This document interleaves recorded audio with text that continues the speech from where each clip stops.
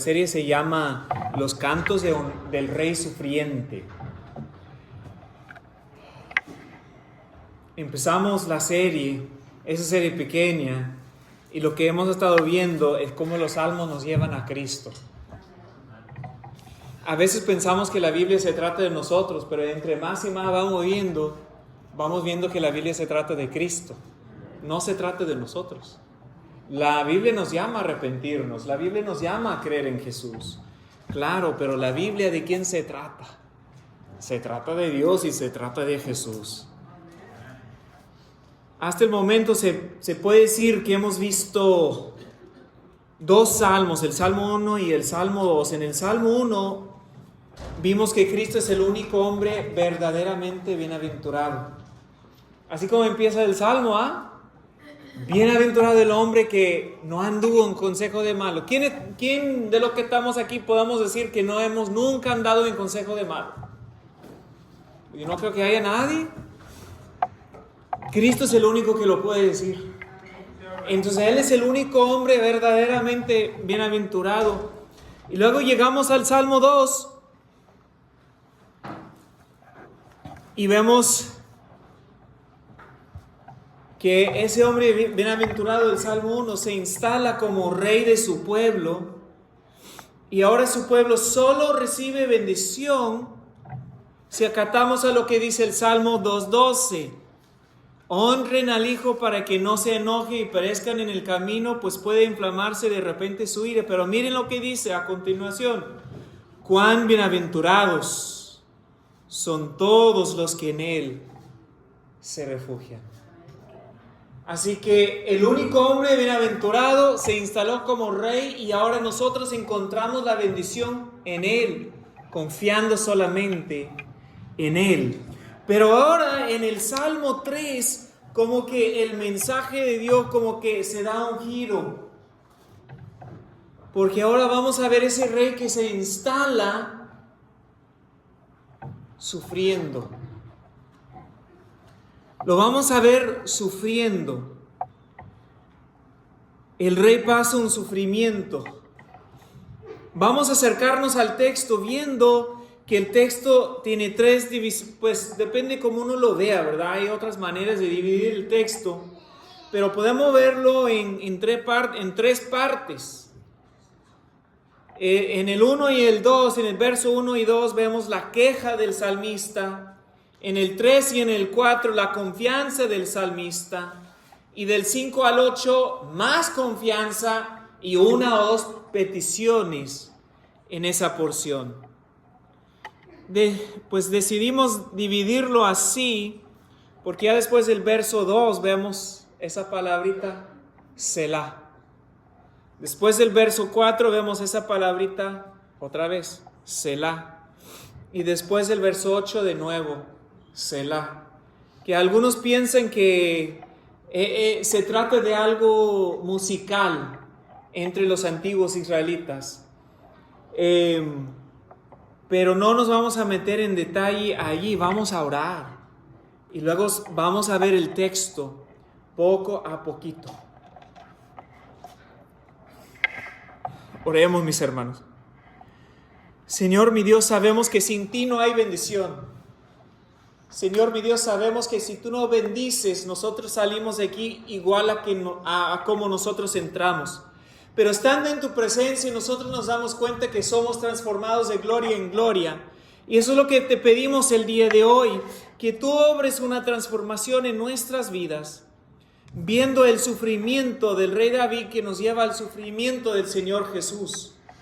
Y como Él sufrió por nosotros en nuestro lugar, por favor, mi Dios, bendice nuestras vidas por medio de tu palabra hoy en esta mañana.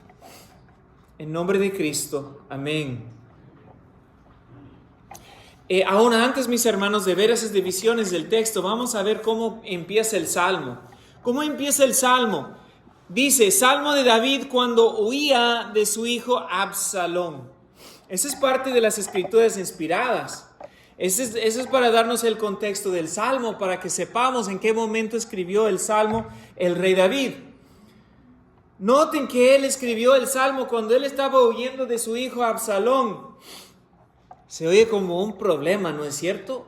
Un rey huyendo de su propio hijo. ¿De qué se trata eso? Pues brevemente les quiero recordar de esa historia. Habría en verdad mucho que decir, pero el rey David se instaló como rey, Dios lo puso ahí. Vemos que todo va bien, pero David cae en pecado. Él se metió con la mujer de uno de sus soldados y de uno de sus soldados más valientes. Y luego, para tapar su pecado, porque la mujer quedó embarazada, él manda matar a ese hombre valiente en la guerra, haciendo que todos retrocedan para que él quede al frente en la parte más fuerte de la guerra y para que los enemigos lo maten. Pero David lo mandó a hacer para tapar su pecado.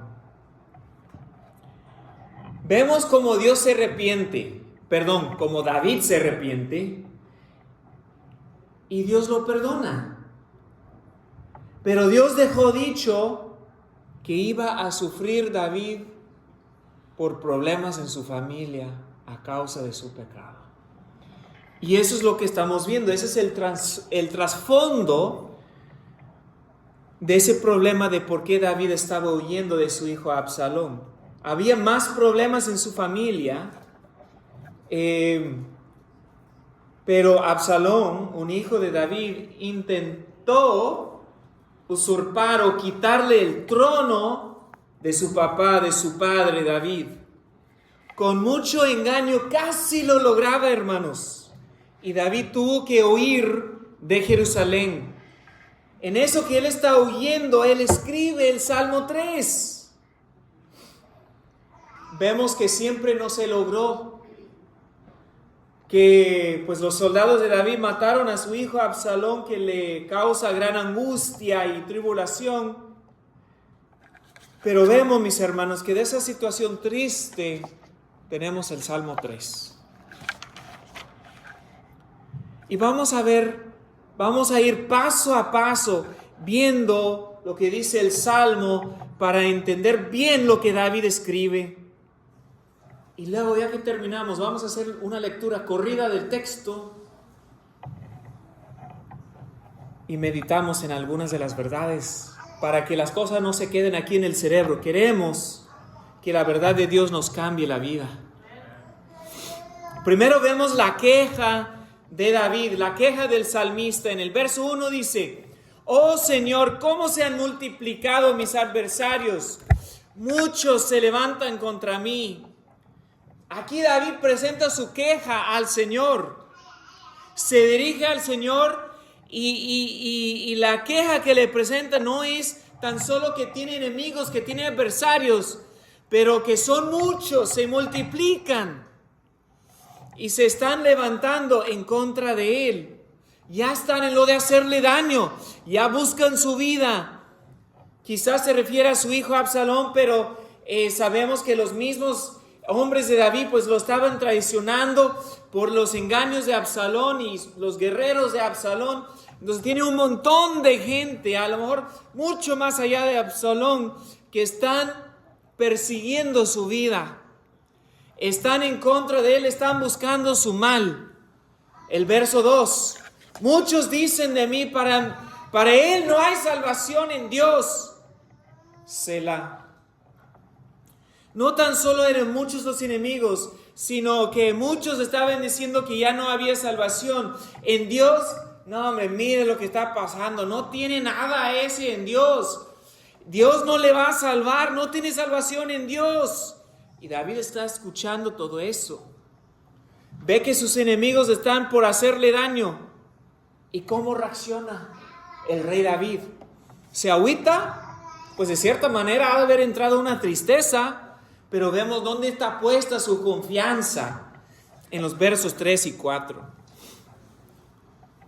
Verso 3 dice así: pero tú, oh Señor, eres escudo en derredor mío, mi gloria y el que levanta mi cabeza. La reacción de David es que sus enemigos se levantan y están diciendo, no hay salvación en Dios para él. Pero a David no le hace lo que digan ellos. No le hace lo que digan de mí, porque el Señor es mi escudo. ¿Para qué se usa un escudo? Para protección en la guerra.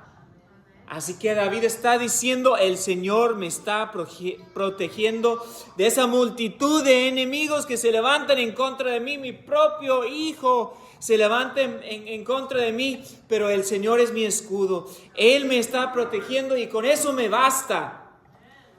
Un escudo está alrededor de él. No hay ningún ataque que pueda venir de ningún lado, porque David tiene su escudo por todas partes. David está diciendo, el Señor es mi escudo. Pero dice también, Él es mi gloria. Ahora bien, ¿a qué se refiere con eso? Esa palabra se puede traducir pesado, se puede traducir riquezas. Tiene muchas traducciones esa palabra dependiendo de cómo se usa. En este caso quizás David está diciendo, Dios es lo más importante para mí. Amén. Dios es lo que pesa más en mi vida. Dios es mi tesoro. Amén. Para algunos su gloria es su familia, su trabajo, sus pasatiempos, su dinero.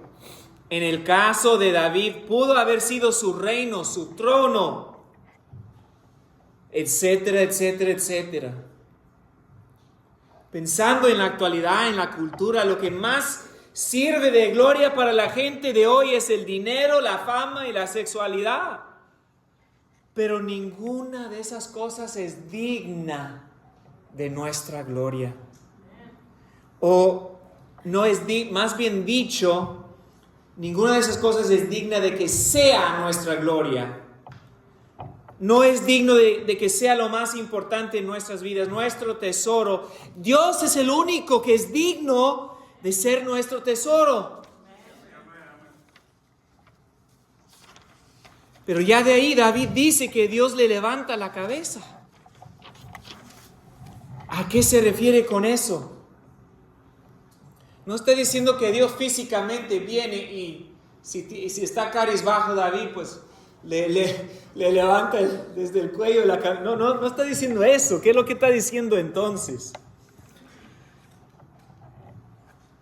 Que Dios es el que le da honra a David, o Dios es el que le da honor a David. Dios es el que le da dignidad a David. Dios es el que distingue a David.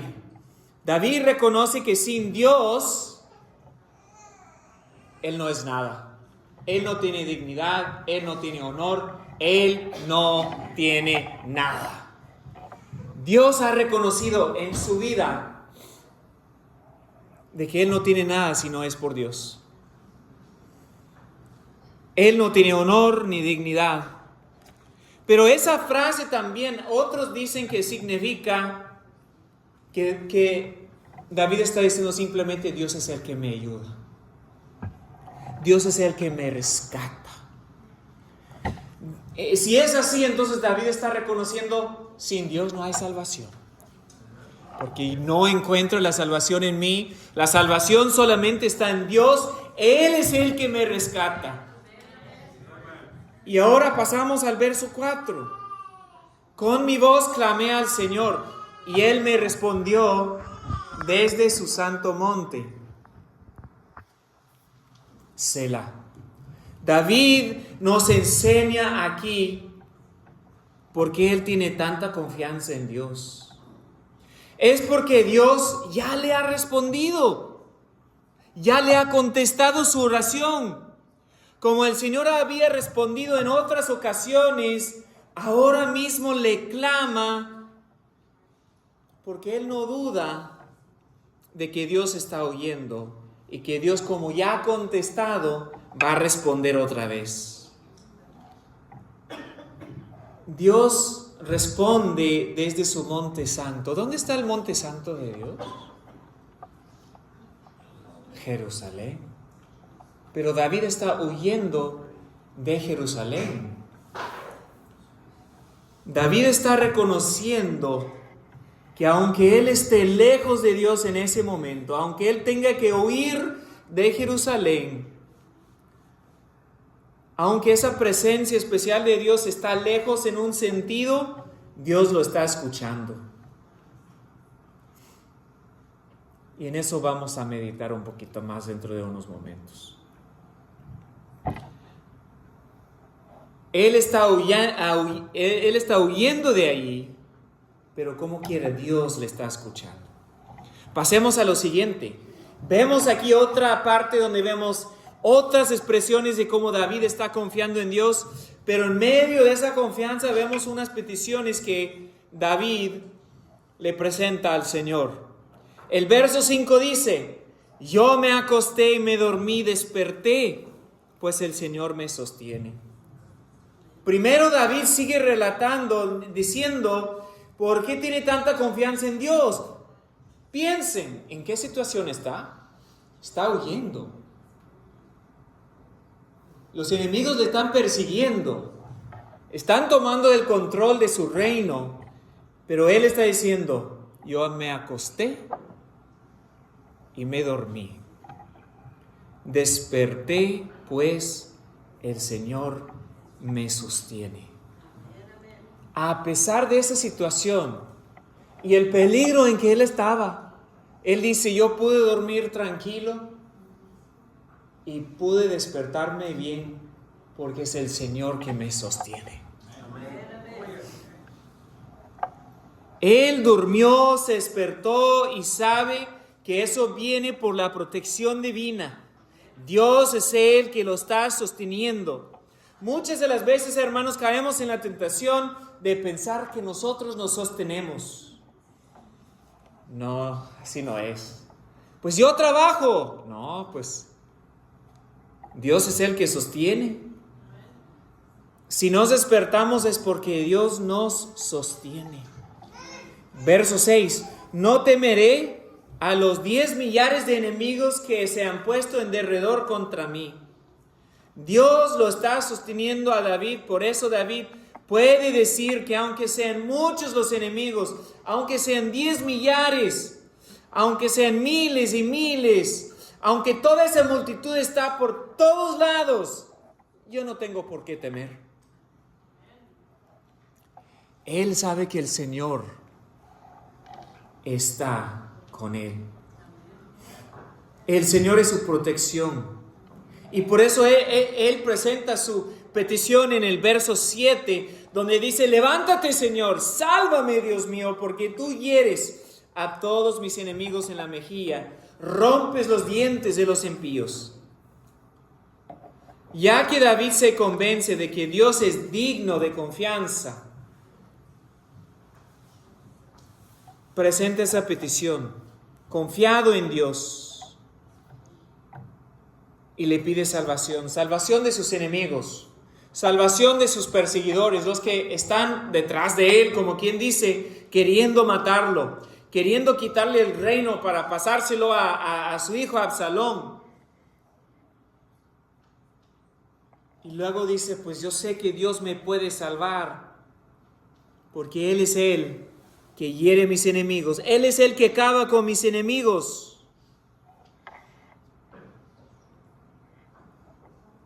El verso 8, las salvaciones del Señor, sea sobre tu pueblo, tu bendición, Selah. David termina el salmo, su canto, su oración, lo termina confiando en el Señor. Los que estaban aquí para la predicación en Jonás, ¿se acuerdan que Jonás ora y dice esas mismas palabras?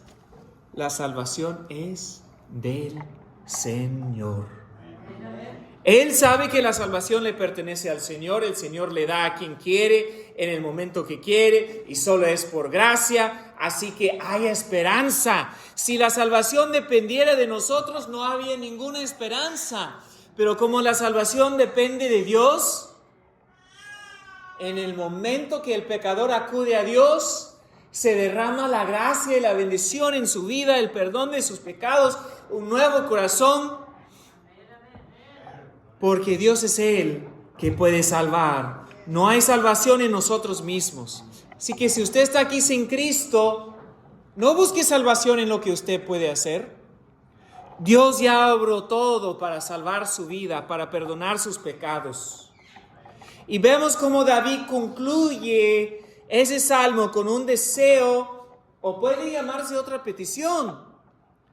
Quiere que el pueblo de Dios tenga la bendición de Dios, y por eso dice: sea sobre tu pueblo tu bendición. Mis hermanos, esa palabra de bendición la usamos hoy casi sin pensar. Es como que cobra otro sentido. Nos dicen en la tienda el cajero: tenga un bendecido día, perdón. ¿Qué es lo que está diciendo? Que le vaya bien hoy, que no tenga problemas hoy. Pero David no está diciendo eso. David está diciendo: yo quiero que el Dios soberano del cielo y la tierra, que ha salvado a su pueblo, derrame su bendición espiritual en su pueblo, salvándolo de sus enemigos, bendiciéndolos como Él solamente puede, con su presencia, con su perdón, con su gracia, hoy en día, con su espíritu. Y David quiere que esa bendición sea sobre su pueblo. Ahora, mis hermanos, si quieren, para estirarnos un poquito, vamos a hacer diferente. Vamos a ponernos de pie y vamos a leer el texto corridito del 1 al 8, así para que podamos tantito concentrarnos de nuevo, ¿no? Los veía con muchas ganas hace rato de estar parados, así que pues vamos a leer corridito el texto. Salmo de David cuando huía de su hijo Absalón. Oh Señor, cómo se han multiplicado mis adversarios. Muchos se levantan contra mí. Muchos dicen de mí: para él no hay salvación en Dios. Selah. Pero tú, oh Señor, eres escudo en derredor mío, mi gloria, el que levanta mi cabeza. Con mi voz clamé al Señor, y él me respondió desde su santo monte, Selah. Yo me acosté y me dormí, desperté, pues el Señor me sostiene. No temeré a los 10 millares de enemigos que se han puesto en derredor contra mí. Levántate, Señor, sálvame, Dios mío, porque tú hieres a todos mis enemigos en la mejilla. Amén.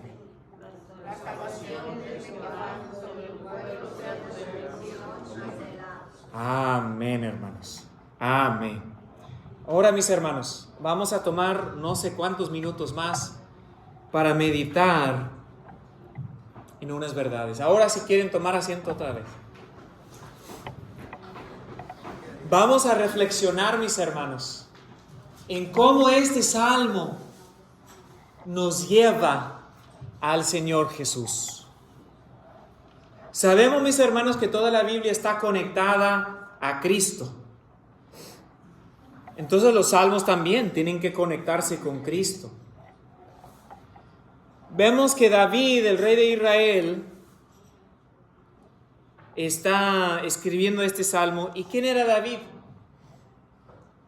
Era un rey, sí, de Israel, el segundo que se había puesto sobre el pueblo de Dios. Pero vemos que Dios a David le da promesas especiales, muy especiales. David en cierta época de su vida, en cierto momento de su vida, David recibe una promesa de Dios de que no va a faltar a un hijo tuyo estar en el trono. Va a reinar para siempre un hijo tuyo. ¿Quién será ese hijo? Cristo. En la carne, Cristo es hijo de David. Y Él está reinando. Hoy mismo Él reina. Él murió aquí, pero resucitó y ahora está a la mano derecha de Dios reinando. Y un día viene por su pueblo a reinar aquí en la tierra de otra manera muy especial.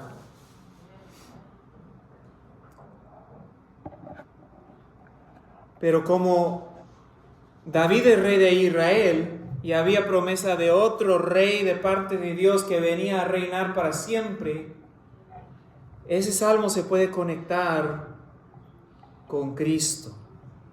Ese salmo se refiere a Cristo, el Hijo prometido a David. Él ha recibido un reino eterno. Mis hermanos, vemos que el rey David aquí está pasando por dificultad, tribulación, por su propio pecado, ¿verdad?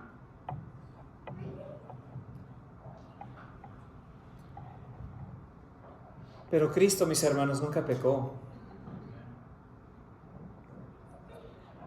Pero sí enfrentó mucha dificultad, ¿se acuerdan?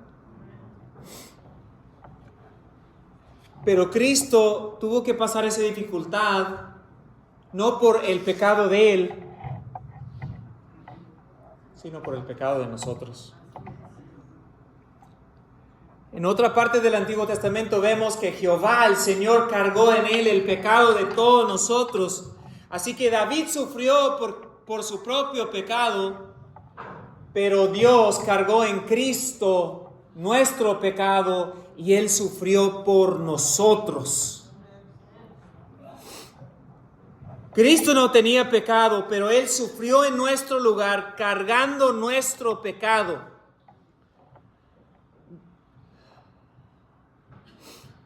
David, por su pecado, tuvo que enfrentar sus enemigos, pero Cristo, por nuestro pecado, tuvo que enfrentar nuestros enemigos.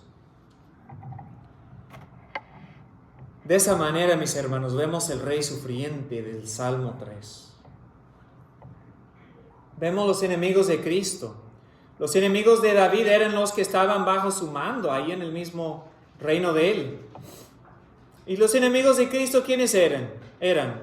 Pues sabemos el diablo, ¿verdad? Sabemos que las tropas del diablo, los demonios.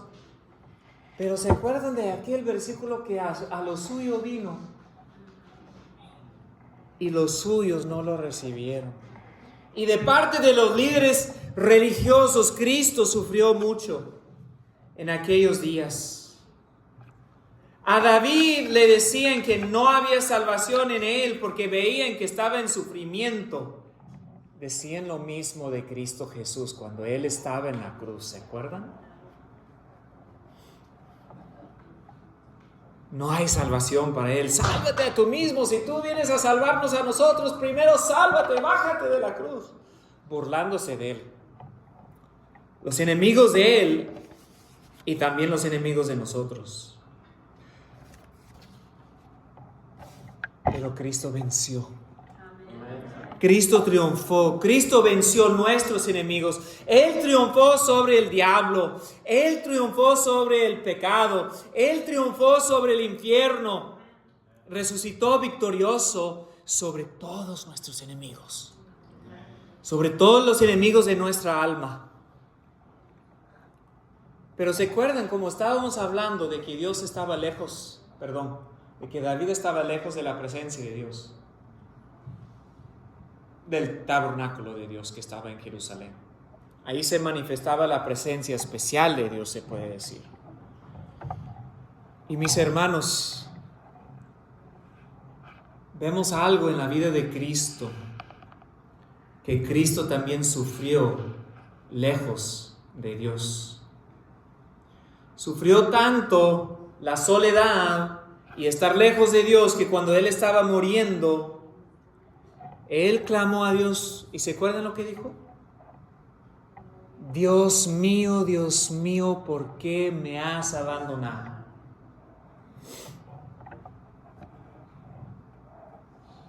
Pero Cristo lo hizo. Él murió en soledad porque solo Él pudo cargar con nuestro pecado. Él era el Cordero perfecto que ofrecía el sacrificio perfecto. Y Él sufrió en soledad porque nadie más pudo hacer la obra. Pero Él sufrió el abandono por parte de Dios el Padre, porque Él estaba cargando con nuestros pecados, y sabemos que Dios, siendo Dios santo, no puede mirar a lo que no es santo.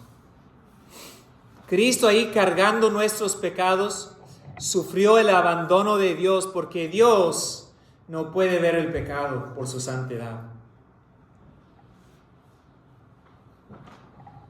Pero ¿saben qué, mis hermanos? Cristo sufrió el abandono del Padre para que nosotros ya no tengamos que estar lejos de Dios. Él sufrió en nuestro lugar la soledad, estar lejos de Dios, para llevarnos a Dios. ¿Se acuerdan de un versículo? No me acuerdo si es 1 de Pedro 3 o 2 de Pedro 3, pero no, es 1 de Pedro 3:18, es cierto. Dice, porque también Cristo murió por los pecados una sola vez, el justo por los injustos, para llevarnos a Dios. La pregunta hoy a todos los que estamos aquí es que si usted ha conocido a Dios por medio de Cristo, la pregunta es si usted tiene una relación personal con Dios por medio de Cristo Jesús. ¿Ha creído usted que Cristo y su muerte es suficiente para que usted sea perdonado y salvado y tenga una relación con Dios? Si no, hoy le doy una invitación. Y yo le puedo dar esa invitación porque ¿sabe qué? Dios es el que invita. Yo solamente estoy hablando de su parte. Él dice en su palabra, todo aquel que quiere venir a las aguas, que vengan. Dios primero invita. Nadie es excluido de la invitación de Dios a menos que se excluya a sí mismo. Todos podemos recibir esa invitación y acudir a Dios por medio de Cristo Jesús. Él es el camino, la verdad y la vida, el único camino al Padre. Él es el que nos lleva al Padre. No demore. Venga a Él hoy. Él sufrió por los pecados de todo aquel que se acerque a Él, sin distinción. A lo mejor dice, pero pastor, tú no sabes mi pecado y mi vida. Pues a lo mejor yo no, pero la invitación ahí de parte de Dios está. Él es el que salva. Aunque nuestros pecados sean muchos, su gracia es más abundante que nuestro pecado.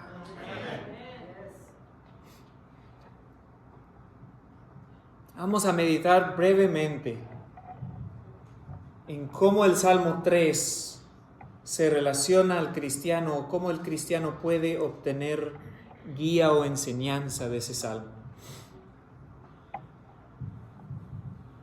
Ese salmo nos ayuda a vivir, mis hermanos, confiados en Dios. Vemos a David clamando a Dios por salvación cuando él esté rodeado de sus enemigos. La pregunta es, ¿a quién acudimos en el momento de necesidad? ¿A quién acudimos? ¿A quién vamos? ¿Hacemos el intento de arreglárnoslas por nuestra cuenta? ¿Solitos?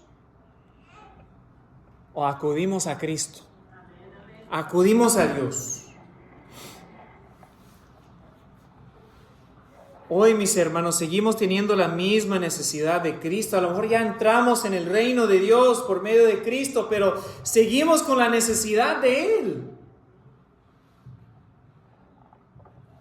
He dicho a veces que yo tengo la misma necesidad hoy que cuando empecé la carrera cristiana.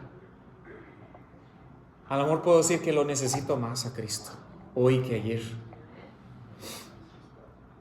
Vemos que David no deja de acudir a Dios en momentos de tribulación. Le pregunto, ¿a quién acude usted? Debe de ser el Señor. Y terminamos, mis hermanos, con esa pregunta. ¿quién o qué es su gloria?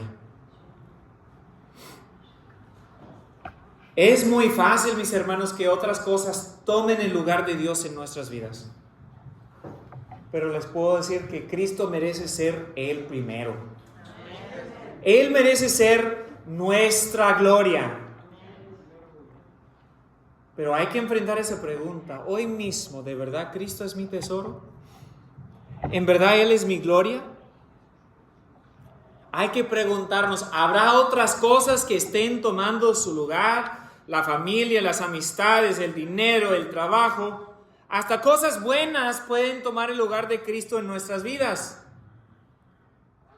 Aunque sean buenas, no son Cristo y no nos salvan. Cristo es la única, Cristo es el único que merece ser nuestro tesoro. Solo Él merece ser nuestra gloria. Mirando lo que Él hizo por nosotros. El mismo Dios de gloria, el Hijo de Dios tomando forma de hombre, viniendo a vivir, cargando con nuestro pecado, tomando nuestro sufrimiento. El que nos hizo, muriendo por nosotros en la cruz. Nunca se ha escuchado de cosas tan maravillosas. Y Él murió para llevarnos a Dios. Él merece ser nuestra gloria y nuestro tesoro. Vamos a orar, hermanos, y que el pastor César venga para darnos un tiempo más en el altar.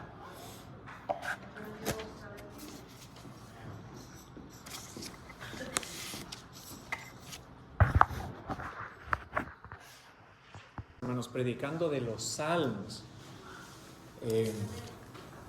Estamos predicando una serie de mensajes del Salmo 1 hasta el Salmo 8.